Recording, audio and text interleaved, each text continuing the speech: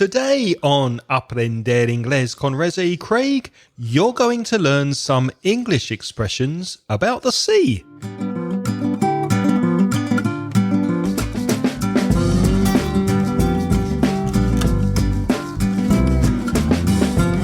Hello and welcome. I'm Craig. And I'm Reza. And together, with over 45 years of teaching English between us, we're going to help you improve your English and take it to the next level. Hello, Reza. How are you today? Me hearties, I am fine. I am shipshape and Bristol fashion. I am as fit as a fiddle. I'm a crazy old sea dog. Why are you talking like that? This is the accent I do when I'm doing a pirate. Because, see, all the pirates in British seafaring history was always from the southwest, you see. You sound like a farmer, not a pirate. It's the same thing. Down in Cornwall and Devon, they's all farmers and smugglers and pirates. They's all the same, ain't they? You better stop doing that or I'll send you up to the crow's nest. Oh, no, don't send me up there. Nobody wants to be in the crow's nest. I'll walk the plank with you. Oh, walk the plank is to punish someone.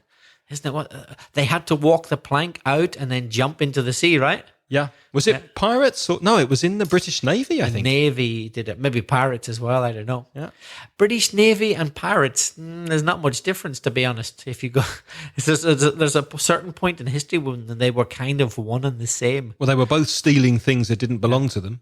Yes. Before we jump into the sea and speak about English expressions from the sea, do we have any feedback this week, Reza? We do. We have an email from Becky. Shall I read it out? Yes, please. Hello, guys. Congrats for your podcasts. Very useful. I'm going straight to the point. Oh, she is, isn't she? I'm going straight to the point. I'm really very confused with the use of the apostrophe in this case. 80s. Does she write 80s with no apostrophe, 80 apostrophe S, apostrophe 80S, 80S apostrophe? I want to get a tattoo with the following sentence. 80s girl at heart, meaning I'm a big fan of the 80s, music, culture, fashion, everything. Or that I should have been born in the 80s. Oh, maybe you mean, or that I should have been born in the 80s. Should have been born in the 80s. Feeling of or belonging to another decade. And I want to make sure I don't get it in the wrong way. I think you mean I want to make sure I don't do it the wrong way, because it'll stay forever on my skin. That's true. Oh, yeah, that's true. Be careful. Could you please help me out here? Yes, I think we can. 80s. Where shall we put the apostrophe? What do you think, Reza? Because she wants to say that she's an 80s girl at heart. I wrote an email back to Becky and I said my opinion, but I said, wait, don't do the tattoo yet until you've heard what Reza has to say, because tattoos are forever, aren't they? Yeah. I mean, you can remove them, but you want to make sure 100% that what you're writing on your skin and having on your tattoo is correct English. Yeah. So let me tell you what I told Becky and tell me if you agree. With the apostrophe before the year, so not 1980, not 1980s, but just apostrophe 80s. That apostrophe replaces the 19. Yeah. The apostrophe replaces the 19. Yeah. So I suggested apostrophe 80s. So apostrophe 80s. Do you agree with that? Or do you think there should also be a possessive S because she's a girl of the 80s? An 80s girl. Right. Do you see what I mean? Yeah, but I don't think that would be normal to do that. Yes, you could put an apostrophe before the 8. So apostrophe 80S, apostrophe 80s. Yeah, you could do. You could also put 80 apostrophe S. I've seen that. That's a special use of an apostrophe S, which is not a possessive. It's just a special use for years, right? For decades, we often write the decade 80, 70, 50, whatever, 80 apostrophe S. However, of course, it isn't necessary to put any apostrophe at all. Mm-hmm. Just writing 80S with no apostrophe is also correct. Yeah, it's also correct. Yeah, I agree with that. But I did say I thought it would look strange to have apostrophe AT apostrophe S. It kind of looks like the AT would be in two commas, in two inverted commas. I quite agree. Yeah. My suggestion is don't put any apostrophe. Oh, okay. Okay. That's my suggestion. My suggestion is 80S with no apostrophe, because that is correct. And also then you don't have to worry about the apostrophe, because if this is going to be a tattoo, imagine something happens on your skin to the apostrophe. It might begin to look odd. So just don't get one. If I was getting a tattoo with that on my skin, I wouldn't bother with the apostrophe. I just wouldn't get any. What about that? Yep, I would agree with that. So there you have both our opinions. And just to make sure, Reza, you don't disagree with me when I say that you can have that apostrophe before the 80. Oh, yeah. So if Becky has already done the tattoo, she shouldn't be crying that she's made a mistake on this tattoo. No. Good. It could be apostrophe 80S or 80 apostrophe S. As Craig says, don't put two apostrophes. That would look silly. Or no apostrophe, 80S. So there you are, Becky. And please, when you do have the tattoo, please send us a picture because we'd love to see it. And we will put it in the show notes to this episode at inglespodcast.com/150. Well, depending on where you get the tattoo. If we can publish it, we will. Well, probably in Spain. Yeah, okay. In Spain, we can publish that. We can publish that. Yeah.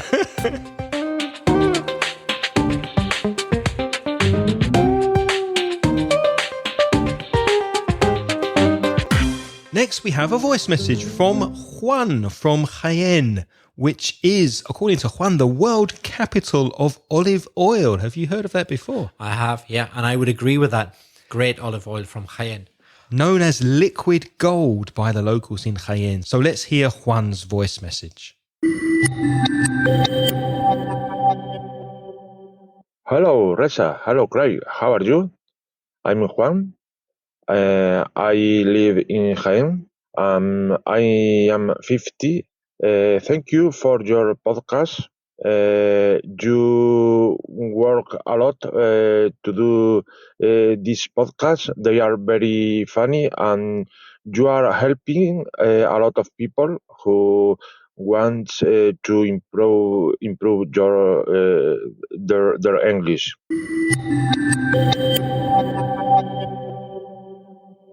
Thank you, Juan, for your message all the way from Jaén.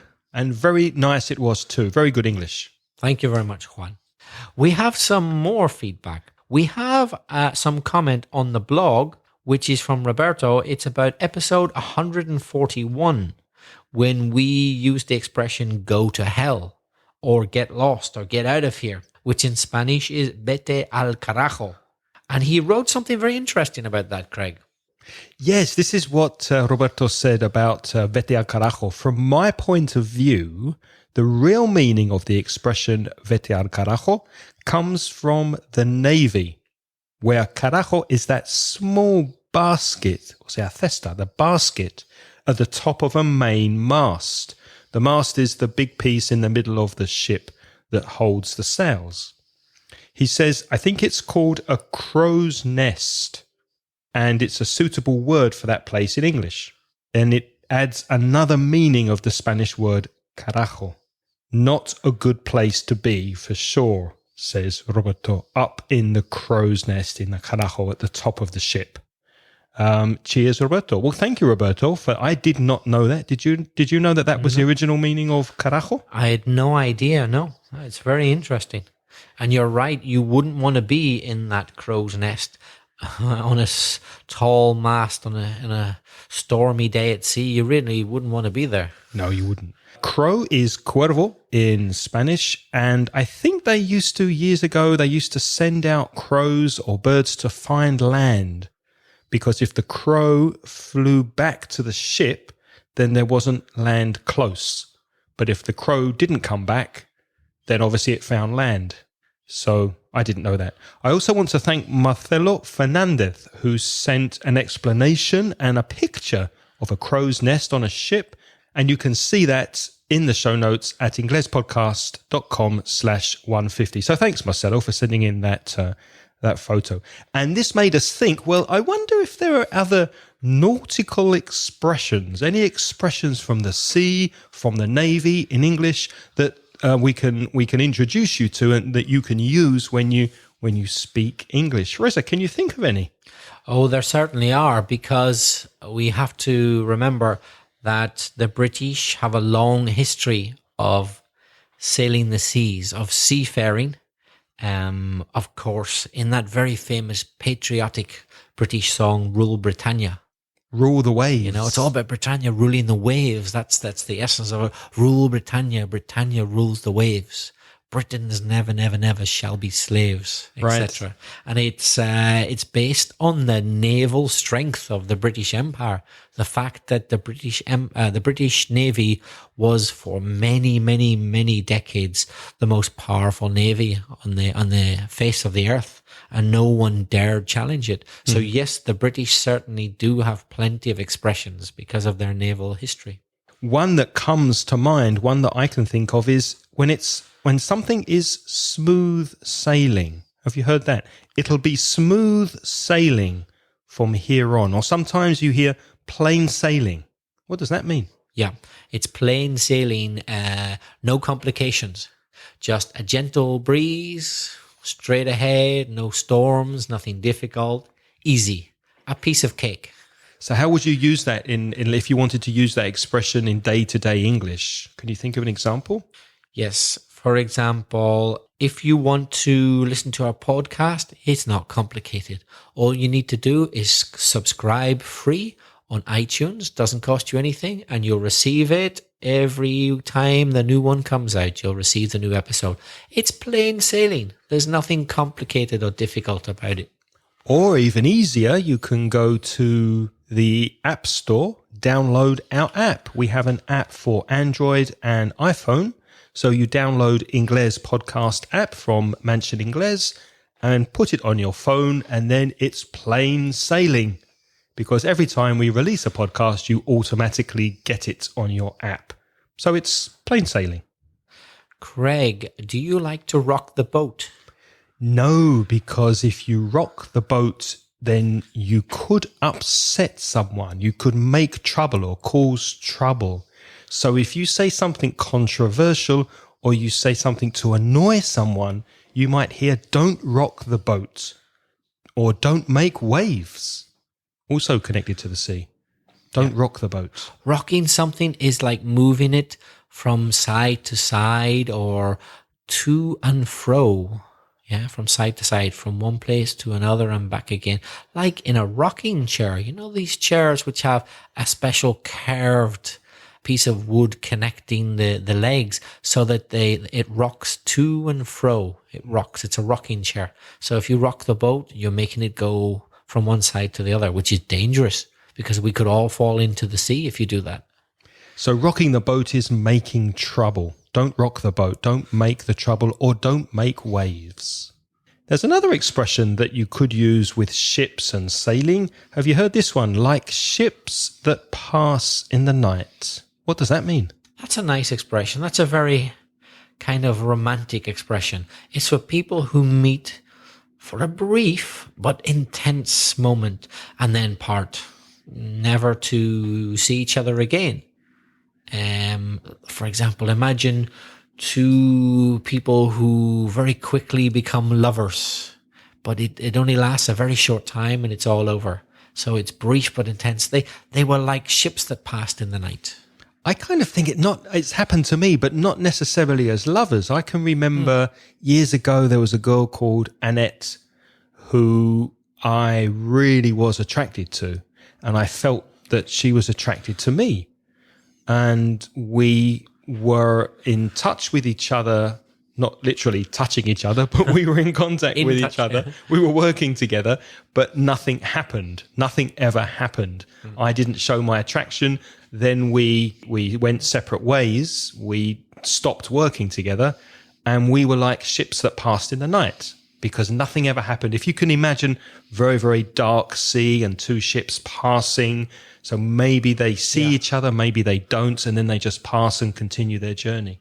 Yes, I think your example is a better one than mine. Yeah, it's more the idea of nothing really lasting happens as a result. So it's an something momentous. Yeah, there's an important moment. It's momentous, like two big ships passing each other in the night. Imagine if they collided, that would be a terrible accident. So it's quite an important moment, but they didn't collide. So yeah, it's the idea of something big was in the air, but it didn't lead to anything lasting. It didn't really. And there was another example. I met a girl when I was about 22 on a train traveling through Europe, and she was from Austria. And she, again, we had that attraction. You can feel the attraction, but she was in a relationship and I was in a relationship, so nothing happened. But I think we kind of knew that if we were single, something would happen. So we were ships that passed in the night because we just stayed friends and nothing happened.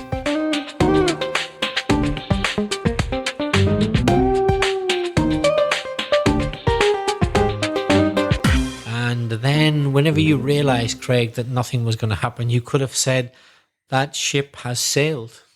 Yeah, that's an opportunity that you missed, or an opportunity that passed as something that you can't change. So if the ship has sailed, then the day has gone, it's in the past. For example, I really enjoy editing video.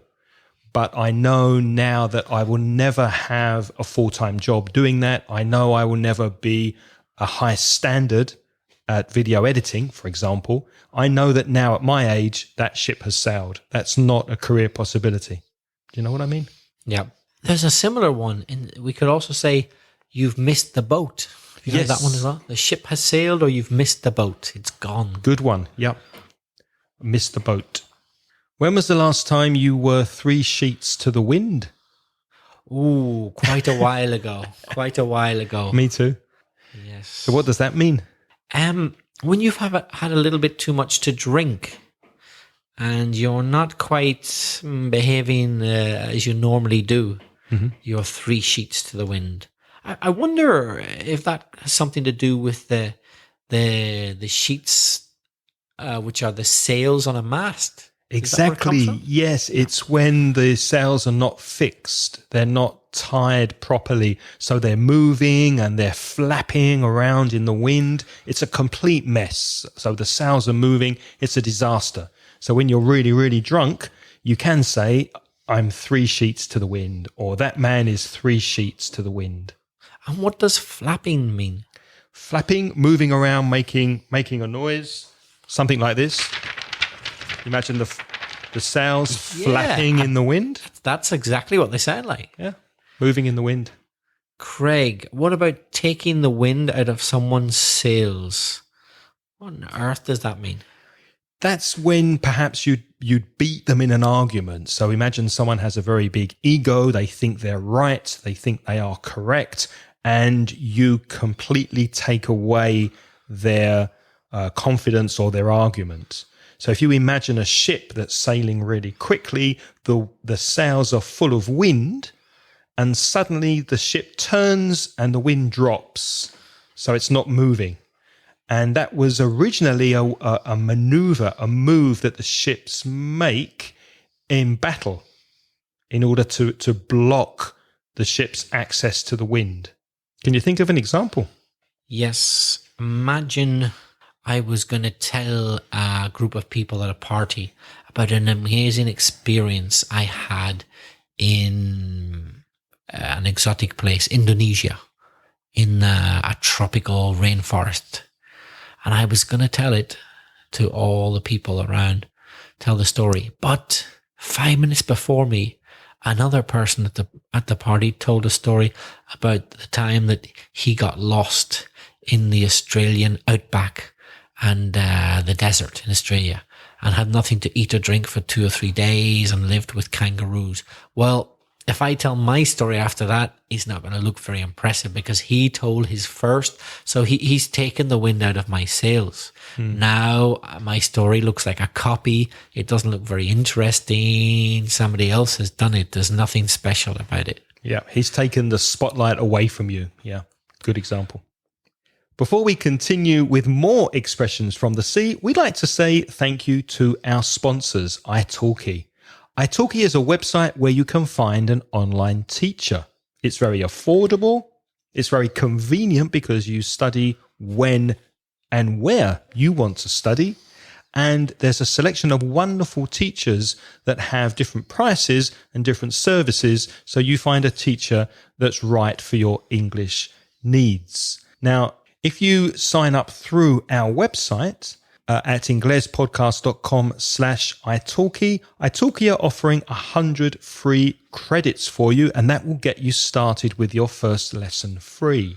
So if you'd like more information, go to our link at inglespodcast.com/italki and start studying with your personal English teacher today. Reza and I would like to say thank you to Italki for sponsoring Aprender Inglés con Reza y Craig.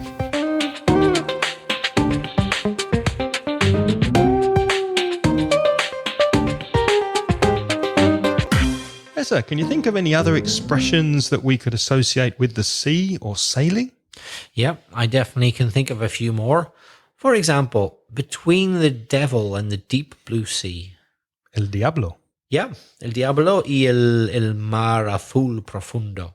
Well, the deep blue sea, deep, deep, deep, right out in the middle of the sea or the ocean.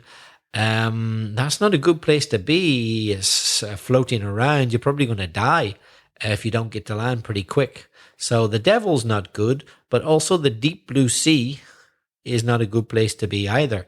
In other words, you have two bad choices and you have to choose one, but neither of them are going to be easy. Another way to say it is between a rock and a hard place. Because what is a rock? It's basically a hard thing, right? It's a hard place. So it's more or less the same thing. You got this hard place or a rock, which is also hard. So two hard, two unpleasant choices, and you have to choose one. So it's kind of like a dilemma. It's like if you have a really bad toothache and you're in pain with one of your teeth, and you say, oh, I have to go to the dentist, but nobody likes going to the dentist. So you know if you go to the dentist, you're going to suffer. So you're between a rock and a hard place. What do you do? Both choices are bad. So you're between the devil and the deep blue sea. Craig, you certainly know the ropes when it comes to podcasting. What does that mean? If someone knows the ropes, they're competent at what they do. They know their subject. They know their thing. So you, Reza, are very competent at playing the violin, for example. I don't know about that. Yeah. Craig has been too generous. I've just heard you. I've just seen you on a video playing the violin. And I know you know the ropes when it comes to grammar. So it's someone who's competent at what they do. Although actually the origin of that statement is from when a sailor on his papers, his official work papers, said that he could use the ropes on a ship. But strangely, if he had knowing the ropes on his paper, that's not necessarily a wonderful, fantastic sailor. That just means he's a novice, a beginner who only knows the basics of sailing. So yeah, he knows the ropes, but he's not really a master sailor. So it's kind of interesting that now that means someone who's really an expert and very competent. So if you know the ropes, you know a subject very well. Another nice expression, which is used often, which comes from the sea, is not the only fish in the sea, or something similar. There are plenty of fish in the sea, which means that you shouldn't worry if the person that you liked hasn't responded romantically, because there are other people to choose from, like the fish in the sea. Don't worry if you don't catch one. There's plenty others to catch. I think that's very similar in Spanish. Don't they say in Spanish, hay más peces en el mar Do they? I think so. Maybe I haven't heard it, but it makes sense. Let us know. Send us an email if that's a common expression in Spanish. If you break up with your boyfriend or girlfriend, then your good friend will say, "Oh, don't worry. There are plenty more fish in the sea. Don't worry about it. There are more out there." Yeah, you'll find another boyfriend or girlfriend. Though I find it a rather silly expression myself. I can see that people say it to make you feel better, but as it's happened to me once or twice, and people have said, "Oh, Reza, don't worry about that girl who doesn't want to be with you. There are plenty of fish in the sea." And I say, "Yeah, but I love sardines and don't really like tuna." You know, What does that mean? me gustan las sardinas y el atún no tanto. Yeah, So you're- plenty of fish in the sea, but they're not all sardines, are they? They're not all dolphins. You know what I mean? They're not all mermaids. Yeah. Yeah, there are plenty, but they're not all the same, are they? And people have different tastes. A similar expression is you could say in that situation, he or she is not the only pebble on the beach. What's a pebble? A pebble's like a very small stone. Usually round, isn't it? And very smooth because of the sea and the water making it very smooth. Yeah. So not the only pebble on the beach means there are many, many more pebbles, like more fish in the sea. In fact, and we're not being paid to do this, it's just out of curiosity, there's a website called Plenty of Fish, which is well known in the United Kingdom. It's a dating website for that Really? reason. Yeah, Plenty of Fish.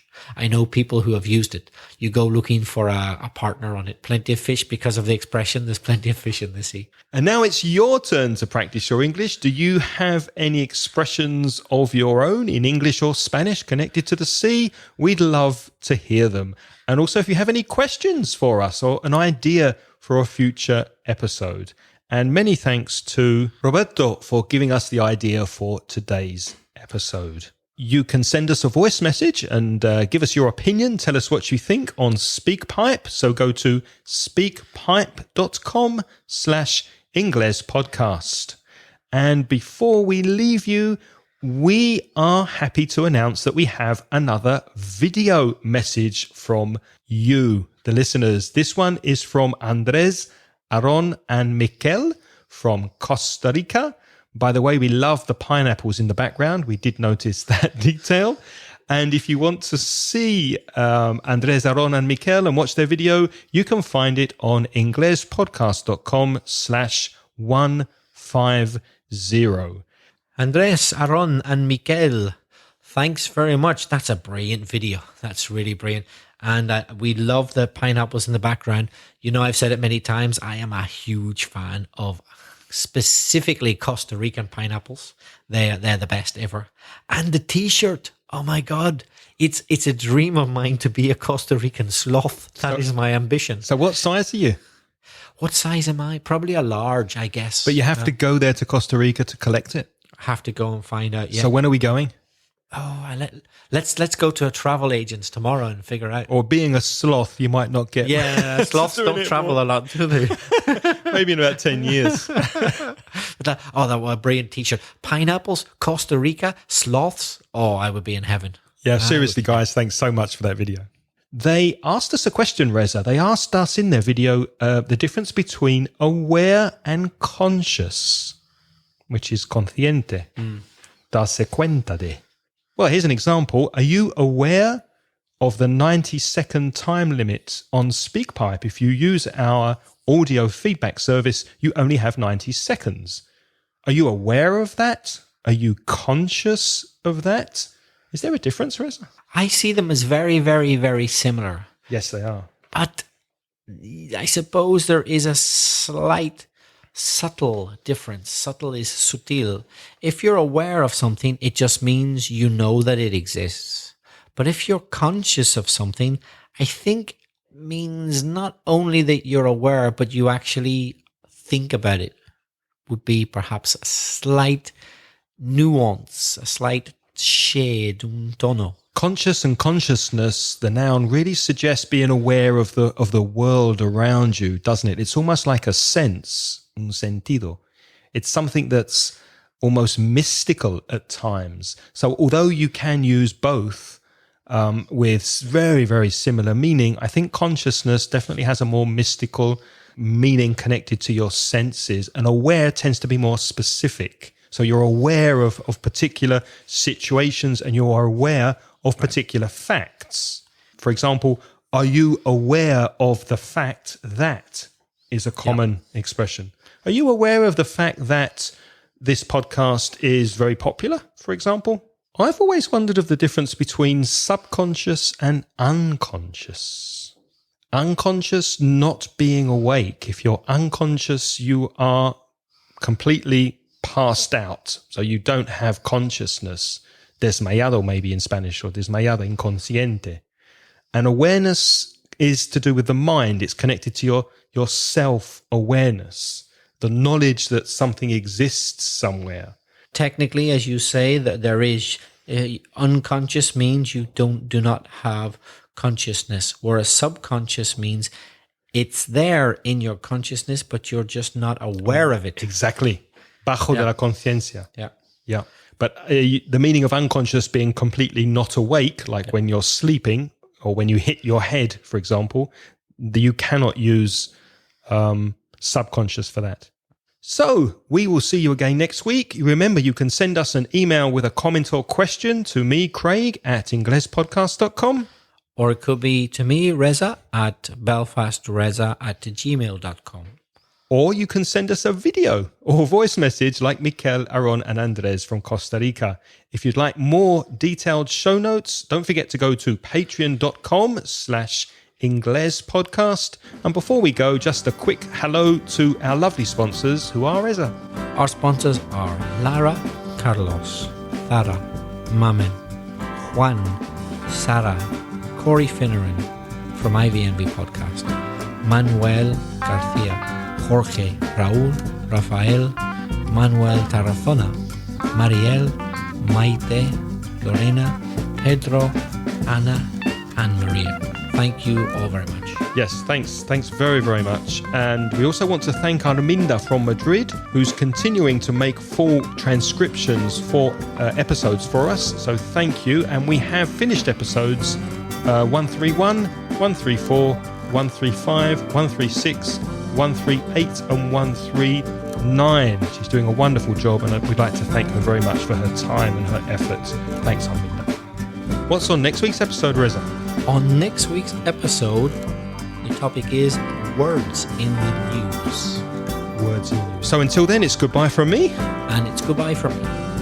The music in this podcast is by Pitts. The track is called See You Later.